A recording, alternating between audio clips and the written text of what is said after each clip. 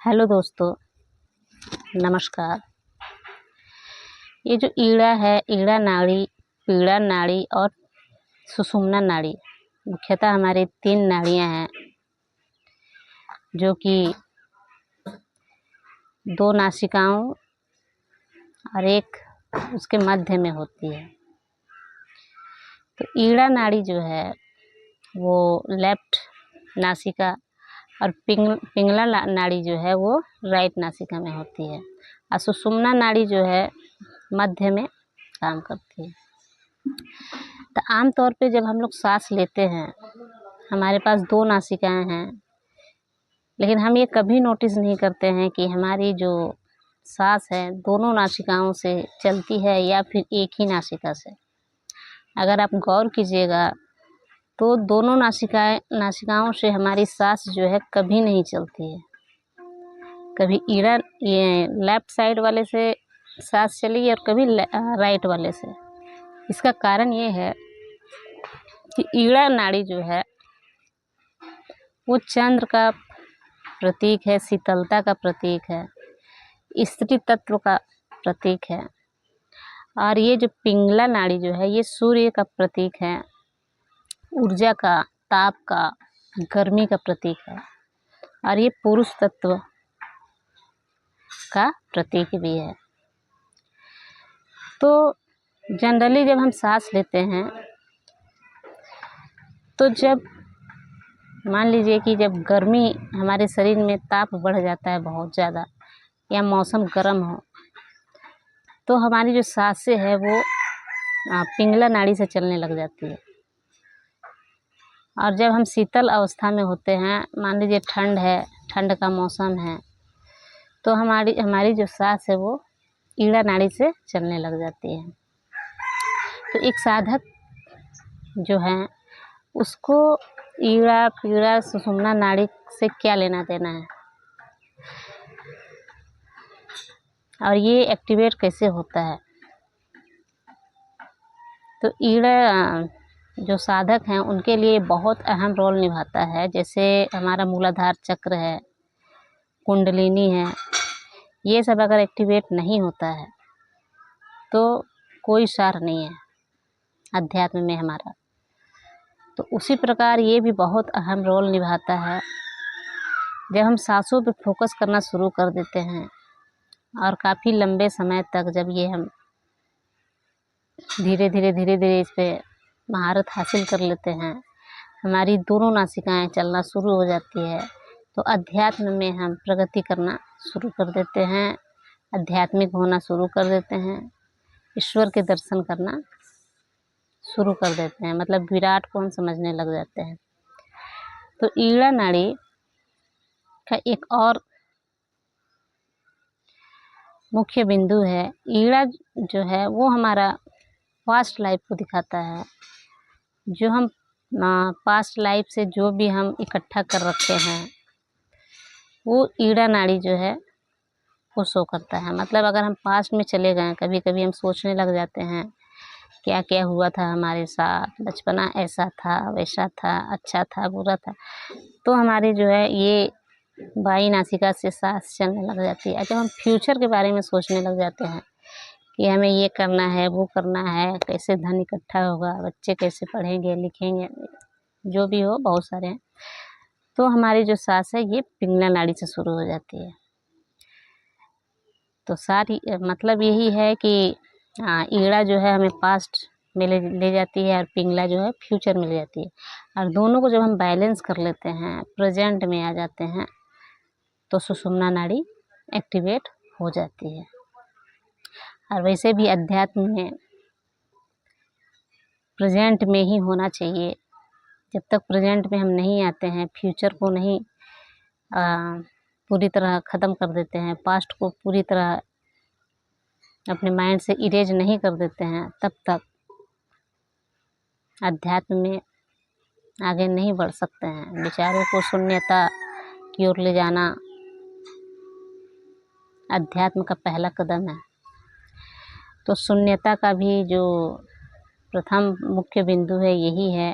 ईड़ा, पिंगला और सुषुम्ना नाड़ी एक्टिवेट अगर हो जाता है तो हम पूर्णतः आध्यात्मिक होना शुरू हो जाते हैं। तो क्या होता है जब ईड़ा नाड़ी एक्टिवेट हो जाता है तो हम कैसे जाने, पिंगला नाड़ी एक्टिवेट हो जाता है तो कैसे जाने। तो मैं अपना पर्सनल एक्सपीरियंस बताती हूँ। जब मैं लगातार सांसों पे ध्यान करने लग गई थी, लगातार मैं सांसों पे ही ध्यान करती हूँ मुख्यतः, मतलब ये बहुत ज़्यादा मैं सांस पे ही ध्यान करती हूँ। तो जब मैं सांसों पे ध्यान करने लग गई तो एक बार मैं अपने छत पे आकर के ध्यान करने लग गई। उस समय मेरा कुंडलिनी भी एक्टिवेट हो चुका था पूरी तरह, और अभी भी मेरा कुंडलिनी एक्टिवेट है। अभी भी मेरा सर फट रहा है और सहस्त्रार चक्र। तो मैं छत पे बैठी हुई थी ध्यान करने के लिए, और उस समय सहस्त्रार चक्र भी एक्टिव था, क्योंकि अगर सुषुम्ना नाड़ी एक्टिवेट हो गया तो इसका मतलब है कि आपका कुंडलिनी भी एक्टिवेट हो जाएगा। कुंडलिनी जब नीचे से ऊपर की ओर बहुत तेज़ी से बढ़ती है तो सहस्त्रार चक्र जो है वो भी एक्टिवेट हो जाता है। और दूसरी बात ये भी है कि अगर हमारे गुरु नहीं हैं, हम गुरु के सानिध्य में नहीं हैं और ध्यान कर रहे हैं, तो हमारा जो है सबसे पहले मणिपुर चक्र एक्टिवेट होता है। नीचे के जितने भी हैं सबके अलग अलग होते हैं, मेरा मणिपुर चक्र एक्टिवेट हुआ और उसके बाद मेरा अनाहत चक्र एक्टिवेट हुआ और एकाएक मेरा सहस्त्रार चक्र एक्टिव हो गया। इसका मतलब ये है कि सहस्त्रार चक्र क्या करता है कि जिसके गुरु नहीं होते हैं वो खुद ही मैनेज करने लग जाते हैं अपने पूरे के पूरे चक्रों को। जहाँ ब्लॉकेज है कि कौन सा चक्र पहले एक्टिवेट करना है, कौन बाद में करना है, ये सहस्त्रार चक्र अपने आप सब करने लग जाता है। तो वही मेरा कुंडलिनी भी एक्टिवेट था, सहस्त्रार चक्र भी एक्टिवेट था। और जब सहस्त्रार चक्र एक्टिवेट था, तो मैं बैठी और मेरा कुंडलिनी एक्टिवेट के कारण पूरा सर मेरा घूमने लग गया, बहुत ज़्यादा, बहुत घूमता था सर मेरा। एक जगह से मैं दूसरी जगह चली जाती थी, इतना कंपन होता था शरीर में और सर हमें पूरा भारी भारी लगता था, ऐसा लगता है कि फट जाएगा। और ये मुझे आज भी लग रहा है, आज भी मुझे ऐसा लग रहा है कि मेरा शरीर, मेरा ये सर है वो फट के बाहर आ जाएगा, इतना मुझे सर में पेन हो रहा है। अब मेरा माथा घूमते घूमते एकाएक मैं प्रकाशित हो गई। प्रकाशित, इतना प्रकाश, इतना मैंने ज़िंदगी में कभी नहीं देखा, मैंने क्या किसी ने भी नहीं देखा है वो प्रकाश। और मैं पीछे की ओर गिर गई, पीछे की ओर गिर गई। कुर्सी था उसी पे जा कर के मैं थम गई और मेरा आधा शरीर था और आधा शरीर पूरा प्रकाशित हो चुका था। इतना प्रकाश, इतना प्रकाश, ऐसा लग रहा था कि जहाँ बोला जाता है ना कि परमात्मा जो है, जहाँ हमारा जन्म होता है वो सिर्फ प्रकाश ही है, प्रकाश। तो उस समय मैं जानी असल प्रकाश क्या होता है, हमारा जन्म जो है कहाँ से होता है, हम वास्तव में क्या हैं। तो वो जो प्रकाश है वही हम हैं और वही परमात्मा है और वही ऊर्जा है। तो मैं बहुत ही अचंभित हो गई, पूरा प्रकाशमान हो गई थी। ऐसा मान लीजिए टीवी में सीरियल चल रहा है भगवान का और एकाएक भगवान के दर्शन होने के पहले पूरा प्रकाश दिखाया जाता है, आंखें चुंधियाने लगती है। बस उसी प्रकार मैं प्रकाशित हो गई थी, पूरा का पूरा प्रकाश, और मैं डिस्क्राइब नहीं कर सकती हूँ उस प्रकाश को। तो फिर बाद में मैंने एनालाइज़ किया कि ये क्या है, आखिर कोई शक्ति मुझे मिली है, आखिर इस तरह हुआ क्यों। तो मेरा उस समय सुषुम्ना नाड़ी एक्टिवेट हो चुका था, जो कि ऊर्जा का प्रतीक है, सूर्य का प्रतीक है, प्रकाश का प्रतीक है। तो उस समय मेरा पिंगला नाड़ी एक्टिवेट हो गया और इतना एक्टिवेट हो गया कि मैं पूरा का पूरा प्रकाश ही हो गई थी। और जब पिंगला नाड़ी एक्टिवेट होता है तो वो चंद्र का प्रतीक है, शीतलता का प्रतीक है, तो बॉडी ठंडा पड़ने लग जाता है। अब मेरे साथ ये सब बहुत बार हुआ है, अब इसका रीज़न मैं कंफर्म नहीं दे पाऊँगी, क्योंकि मणिपुर चक्र भी एक्टिवेट होता है तो बॉडी गर्म हो जाता है, और सूर्य नाड़ी भी अगर हमारा एक्टिवेट हो जाए तो भी बॉडी हीट हो जाता है। और उसके बाद फिर मेरा बॉडी एकाएक ठंडा पड़ने लग गया। तो इसका भी 2 रीज़न है। एक अनहद चक्र जब एक्टिवेट होता है तो वो हवा का प्रतीक है, और एक ईड़ा नाड़ी एक्टिवेट होता है, चंद्र नाड़ी एक्टिवेट होता है, तो वो भी शीतलता का प्रतीक है, चंद्रमा का प्रतीक है।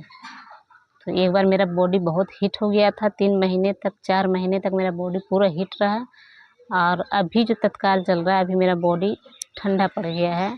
अभी मैं बरसात में भीग नहीं सकती क्योंकि मुझे ठंडा लगता है, ज़्यादा देर तक भीगी नहीं रह सकती हूँ, ठंडा लगता है। और जब मेरा बॉडी हीट रहने लगता था तो उस समय मैं 3-3 घंटे 4-4 घंटे बरसात में भीगी रहती थी।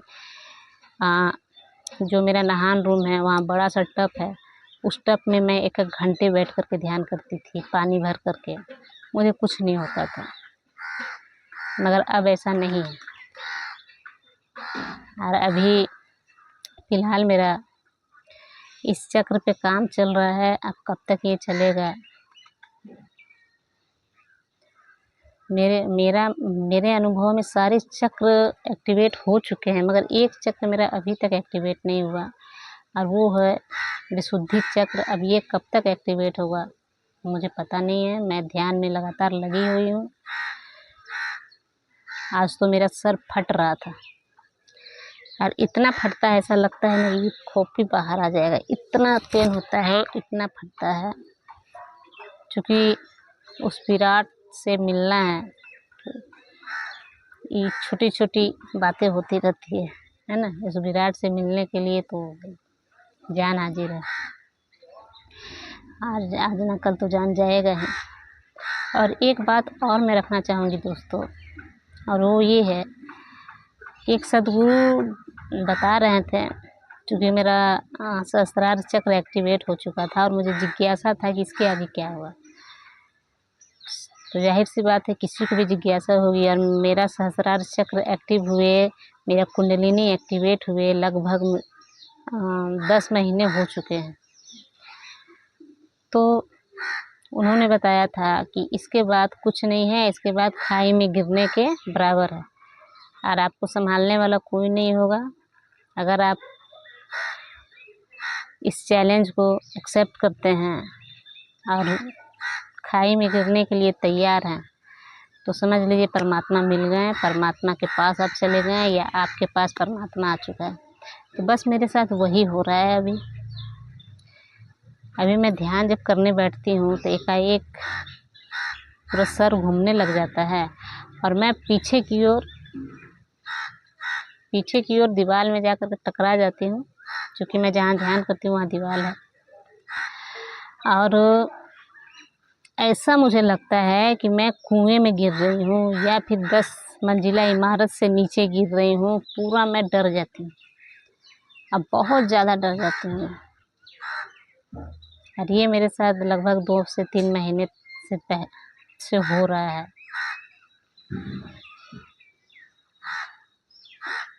तो आज के लिए इतना ही दोस्तों, और इस विराट का प्रेम सदा बना रहे मेरे ऊपर भी और आपके ऊपर भी। अगर इससे ज़्यादा आपको जानकारी हो तो आप प्लीज़ बताएं हमें भी कि इसके बाद क्या होता है। अनहद चक्र जब एक्टिवेट होता है तो अनहद नाद सुनाई देता है। तो मेरा अनहद चक्र एक्टिवेट हुए बहुत समय हो चुके हैं, अनहद नाद मैं अभी तक सुनी नहीं हूँ। तो सबके अलग अलग होते हैं भाई सिम्टम्स, मेरे भी अलग अलग हैं, क्योंकि मैं स्त्री हूँ, पुरुष के मुकाबले सब कुछ अलग है। सबसे पहले मेरा मणिपुर चक्र नहीं, हृदय चक्र एक्टिवेट हुआ था, फिर मणिपुर चक्र एक्टिवेट हुआ। तो नमस्कार दोस्तों।